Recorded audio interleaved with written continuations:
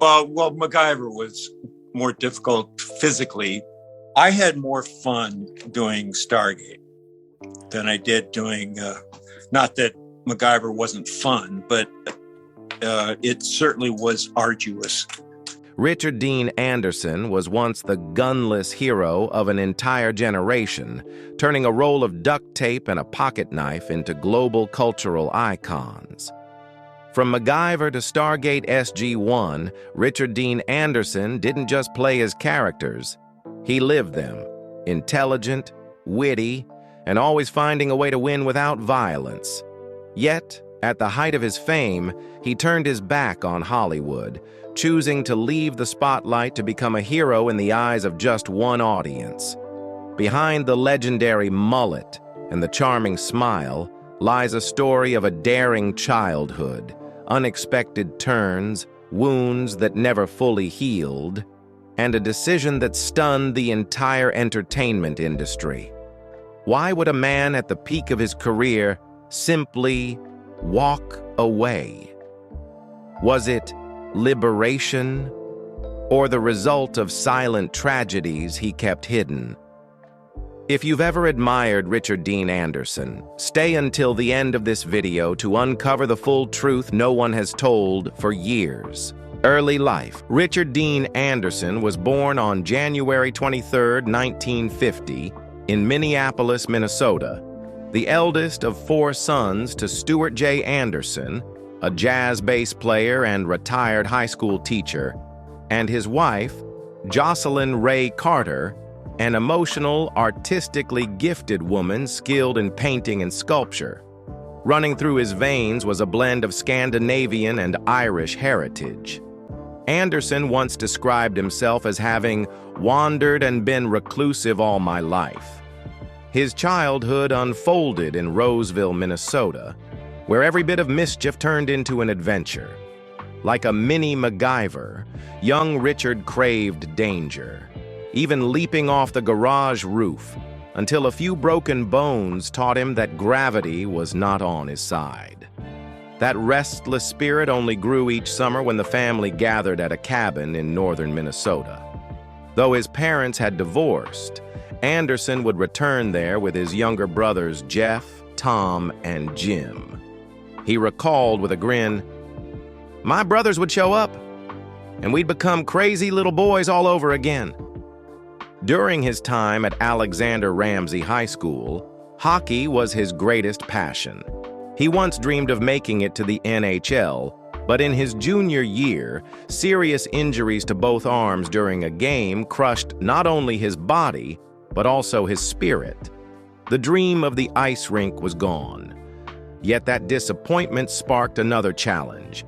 At 17, he embarked on a 3-month, 6,000-mile bicycle trip through Canada and Alaska, as if searching for answers about himself before graduation.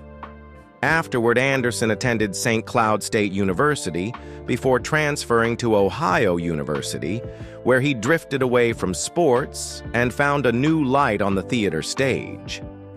This turn, from a promising hockey player to a storyteller before an audience, did more than alter his career path. It shaped his life philosophy. The courage to give up one dream in order to find another, even greater one. Early career. The restless, exploratory spirit Richard Dean Anderson carried from his youth gave him the courage to try and learn just about anything. After his time at St. Cloud State University, followed by a stint in Haight-Ashbury, San Francisco, he set foot in Los Angeles. But instead of being greeted by stage lights, he had to carve his own path. There, Anderson began as a street mime and juggler in outdoor performance spaces, later becoming a singing jester at a Renaissance-themed tavern. He even worked for a time at Marineland, where he not only wrote scripts and directed, but also performed in marine animal shows. One of his special acts involved holding a mackerel in his mouth so that a killer whale would leap up and snatch it. Though during one rehearsal, a fish smacked him square in the face. Alongside these odd jobs, Anderson continued appearing on stage, including a role in Superman in the Bones at the Pilgrimage Theater. He also spent part of his youth performing with his friend Carl Dante, singing and playing guitar in Dante's rock band under the name Ricky, Dean, and Dante. What seemed like a patchwork of unrelated experiences would later become a valuable toolkit, giving him both flexibility and confidence to step into virtually any role. His first real break came in 1976, when Anderson, still a struggling actor at the time, was cast as Dr. Jeff Weber on General Hospital.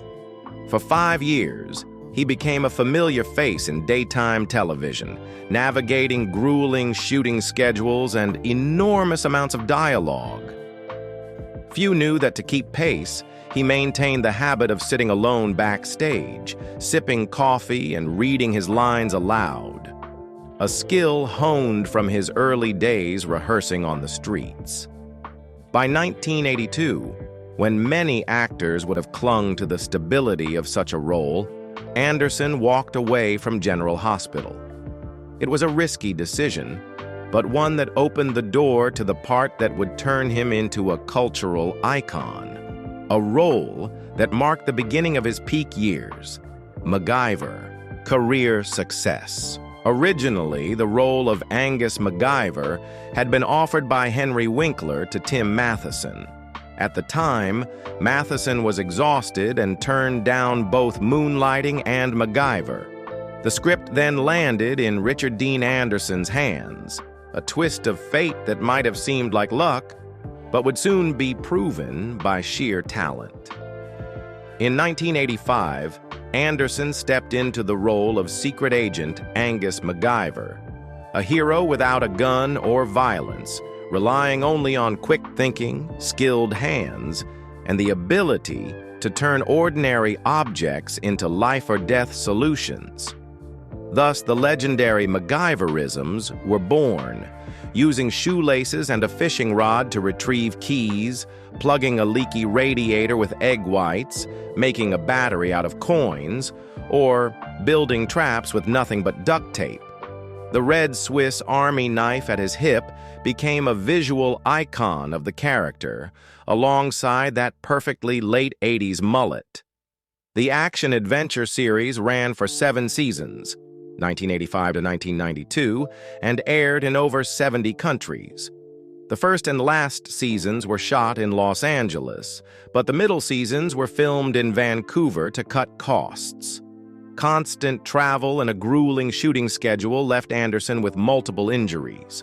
One early season fall into a pit herniated a disc and left him with sciatica for over a year. Some of the show's most memorable MacGyverisms actually came from fans. One viewer once suggested using egg whites to seal a radiator leak, a detail that made it onto the screen exactly as described. Anderson valued this connection deeply, especially when he received letters from children or hearing-impaired classes saying they had learned to solve problems without violence. On one occasion, instead of simply replying to a letter, he invited an entire class to the set to watch MacGyver build things right in front of them. From a gunless agent armed only with a pocket knife and duct tape, Richard Dean Anderson won over millions of viewers and carved his name into pop culture. But when MacGyver ended, he faced a daunting question. Could any role ever surpass that enormous shadow? The answer came in 1997, when Anderson stepped through a gate that not only led to far-off worlds across the universe, but also opened a new chapter in his career, where he donned a uniform, carried the rank of colonel, yet kept the wit and warmth that had always endeared him to audiences. This was Stargate SG-1. From the very first episodes, Anderson's portrayal of Jack O'Neill stood apart from the film version, less stern, more sardonic, and warmer. This balance made the character appealing to new fans while winning over the old MacGyver faithful. Anderson also served as a producer, influencing scripts and shaping the character's style, ensuring O'Neill was not just a soldier with a gun, but a leader who guided his team with intellect and loyalty. Behind the scenes, the stories were just as engaging. Anderson admitted to slipping in improvised one-liners, often making his co-stars break character on set. The baseball cap O'Neill wore in many episodes was Anderson's own idea, adding a touch of everyday realism amid the sci-fi setting. During one explosion scene, he was hit by debris but finished the take before heading to the medic. Due to Vancouver's punishing shooting schedule, the crew sometimes had to film exteriors in heavy snow, and Anderson would joke, "The only thing O'Neill is afraid of, Canadian weather." For the first 8 seasons, Anderson was almost inseparable from the series, guiding audiences through countless alien worlds, battles with the Goa'uld, replicators, and other intergalactic threats. O'Neill's signature deadpan humor became a hallmark, quoted by fans on forums for years. At the height of the series, Anderson balanced command with an undeniable chemistry with Amanda Tapping, Samantha Carter, a taut, unresolved relationship that fans still debate today. However, after Season 8, the long shooting schedules and time away from his family led Anderson to reduce his appearances, passing the leadership torch to new characters. He still returned for special episodes, enough to keep the bond with fans alive. To the Stargate community, Anderson wasn't just Jack O'Neill. He was the very heart of the franchise's 214 episodes. Personal life and tragedy. After nearly 2 decades spent almost entirely on set, from MacGyver to Stargate SG-1, Richard Dean Anderson had achieved what very few actors ever do, leading roles in 2 legendary series, each etched deeply into the memories of millions around the world. Yet those very peaks forced him to confront some life-defining questions for himself and for the one person he considered the most important in his life. In the mid-2000s, Anderson asked to drastically reduce his shooting schedule for Stargate SG-1. Writers were forced to rework Jack O'Neill into a desk-bound superior so he could appear less frequently. The main reason had nothing to do with money or fame, but with a little girl, Wiley Quinn Anna Rose Anderson, his daughter with April A. Prose, born in 1998. Anderson admitted that after all those years devoted to audiences, he didn't want to miss his daughter's childhood just because he was tied to a film set. But that wasn't the only reason. Years of performing his own stunts had started collecting debts from his body. Persistent pain in his shoulders, back, and especially his knees, already weakened from his hockey-playing youth. A fall during MacGyver had once herniated a disc, leaving him with sciatica for over a year. By the time of Stargate, the relentless filming schedule meant the injury never fully healed. And after more than 20 years in long-running television, he felt he'd simply had enough. Anderson often said that a series that runs for many seasons can swallow a personal life, and he no longer wanted to live forever under the glare of studio lights. At one point, he considered moving into producing, directing, or other behind-the-scenes work. But every plan was set aside when family and personal freedom became his top priorities. He devoted more time to charity and environmental causes, especially through the Waterkeeper Alliance. Another factor, silent but significant, was his weariness with media pressure. A naturally private man, Anderson avoided noise and spectacle. Being a constant presence in a hit series meant that every private moment was vulnerable to intrusion. He didn't want that for himself and even less for his daughter, who he hoped could grow up away from the press lens. Leaving at the height of his career, Anderson walked away without regret. He believed that some roles reach completion and that it's better to return to being a regular human being before it's too late. The way he made that life-altering decision was simple: by listening to his body and his heart. Have you ever truly listened to that voice? Tell us about the moment it urged you to make an important decision. When the busy years on set came to an end, Richard Dean Anderson chose a quiet life, rooted in nature and family. He lived mainly between Vancouver and near Los Angeles, and also owned a small cabin in northern Minnesota, where he would disappear for months at a time to soak in the silence. His love for animals, especially dogs, ran like a constant thread through his life. His longest companion was Whiskey, an Australian shepherd who often appeared on the MacGyver set until her death in 1989 at the age of 13. In 1996, he found another best friend in Zoe, also an Australian shepherd who stayed by his side for many years. Off-screen, Anderson was warm, likable, and undeniably charming, especially to women. His friendly nature, career achievements, and striking looks made him a constant point of attention, particularly as he dated several well-known figures. He was romantically linked to Reasonable Doubt's co-star Marlee Matlin, Sisters star Cella Ward, and later Dana Friedman, a marketing executive at an independent film company in Los Angeles. His relationship with Friedman lasted over a year before they officially became a couple in 1992, though Anderson often admitted he feared marriage due to his adventurous spirit. A major turning point came in 1996 when Anderson met April A. Prose, a wardrobe and prop stylist for print and television commercials in Los Angeles, who also had an acting background. Prose knew Anderson's reputation as one of Hollywood's quintessential bachelors, but their relationship quickly overcame the challenge of long distance as he worked in Vancouver filming Stargate SG-1.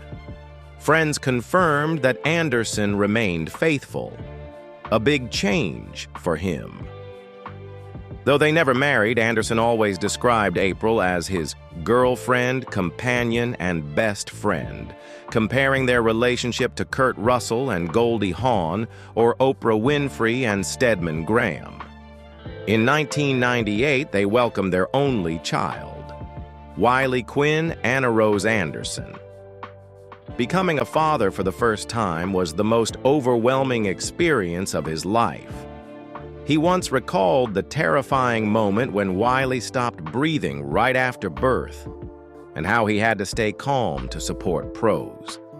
Over time, however, the distance took its toll. Wiley and April moved back to California, while Anderson continued working in Vancouver. He devoted every weekend to his daughter, but admitted the constant travel was exhausting. In 2003, the couple amicably separated, continuing to co-parent Wiley. April later remarried Jim and had 2 more children, while Anderson entered no long-term relationships, focusing most of his time on his daughter and his private life. From then on, Wiley became the center of his world. He once skipped a shoot just to make it home in time to read her a bedtime story, proudly saying, "I've been a hero to millions of viewers. Now I want to be a hero in the eyes of just one." Though no longer tied to long-term commitments, Anderson still took part in special projects. In the spring of 1996, he spent 23 straight days seated in a Boeing 747 simulator to film NBC's mini-series, Pandora's Clock. Producer David Israel remarked, "This is very different from anything he's done. He had to sit still and act, and it worked beautifully. But years of doing his own stunts on MacGyver and Stargate SG-1 had taken their toll. 2 back surgeries, a dislocated shoulder, 2 broken arms, 2 concussions, knees weakened from his hockey days, and a month of immobility after a skiing accident. "I realized I needed to slow down," he said at 46. "Otherwise, I'd be a 75-year-old grandpa with the kids saying, 'Mom, Grandpa's making us jump out of planes again.'" Anderson once admitted, "I've lived very selfishly and had periods where I disappeared into the deep woods of northern Minnesota. It's hard to find someone who's in sync with that." Still, he did have a relationship with someone outside the entertainment industry. Someone he believed understood these aspects of him. Today, he lives quietly, continuing his charity work, including supporting the Waterkeeper Alliance and cherishing the simple joy of time with his daughter and loyal dogs, true to his original choice, a peaceful life after the spotlight. Legacy and influence. It can be said that Richard Dean Anderson is not only the face forever linked to MacGyver and Stargate SG-1, 2 series that shaped an entire generation of viewers, but also the embodiment of a rare kind of character in Hollywood, intelligent, humane, and relentlessly committed to solving problems. Thanks to him, MacGyver became a globally recognized term, synonymous with creativity and resourcefulness in any situation. His portrayal of Colonel Jack O'Neill in Stargate SG-1 further cemented his influence, helping turn the sci-fi series into a decade-long institution. But Anderson's legacy extends far beyond the screen. His decision to walk away from the peak of his career to devote himself to his daughter became a life statement. Fame may win over the crowd, but only family can hold your heart. It's a lesson many stars and many of us still struggle to fully understand. Both on screen and in real life, Anderson leaves behind the image of an everyday hero. One who needs no superpowers, only intellect, courage, and integrity to create true strength. Current life. Now, at 75, Richard Dean Anderson has all but stepped away from Hollywood. He rarely appears at public events, making occasional exceptions for fan conventions or charity gatherings, where he signs autographs, poses for photos, and shares behind-the-scenes stories from MacGyver and Stargate SG-1 with fans who have followed him for decades. He spends most of his time at home or on his property, tending to his garden, hiking, and kayaking on the lakes of Minnesota. With Wiley now an adult and attending college, Anderson no longer has the hectic schedule of school drop-offs and pickups, but they still keep the tradition of calling, texting, and meeting on special occasions. For him, watching his daughter grow into an independent young woman pursuing her passion for the arts is his greatest pride. Anderson has kept the same sense of humor that once endeared Jack O'Neill to audiences. Only now it's slower, more measured. He avoids social media, preferring to communicate through postcards or short emails. When needed, he still joins environmental campaigns, especially those focused on protecting clean water, a cause he has supported for more than 2 decades with the Waterkeeper Alliance. These days, he's also found a new hobby: golf.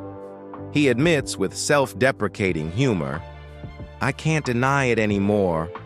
I've started playing golf. I don't know a thing about the rules, so I still want to wear tennis shorts and a t-shirt. But apparently there's a dress code. I'm trying to adjust."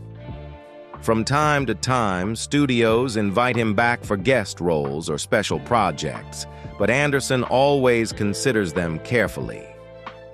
"I've had enough long days under studio lights. Now the light I need most is the light at the end of the day filtering through the trees on my porch. After all, the Richard Dean Anderson we see today is not just the on-screen action hero, but a devoted father and a man who has chosen to live simply, freely, and fully with what he loves. Leaving the spotlight while still at the top, Richard Dean Anderson chose family over fame. For him, family didn't have to begin with a marriage certificate. Having his daughter was enough to make life complete. From the bustling film sets to the quiet wooden cabin in Minnesota, he has saved the best parts of himself for the simplest moments. That decision wasn't just a retreat from Hollywood. It was an answer to a body worn down by years of dangerous filming and to a heart in need of a calmer rhythm. He proved that happiness doesn't always live on the red carpet, but sometimes right at the dinner table when you catch the light in your daughter's eyes. If it were you, would you have the courage to walk away from fame at the right moment? Or would you stay, only to one day realize you had missed what was most precious? Do you think Richard Dean Anderson left Hollywood at the perfect time? Or could he have given us many more years of work? If it were you, between fame and the everyday moments with family, what would you choose? Share your thoughts, hit the like button, and subscribe to the channel so we can keep exploring unforgettable stories about the Hollywood legends you love.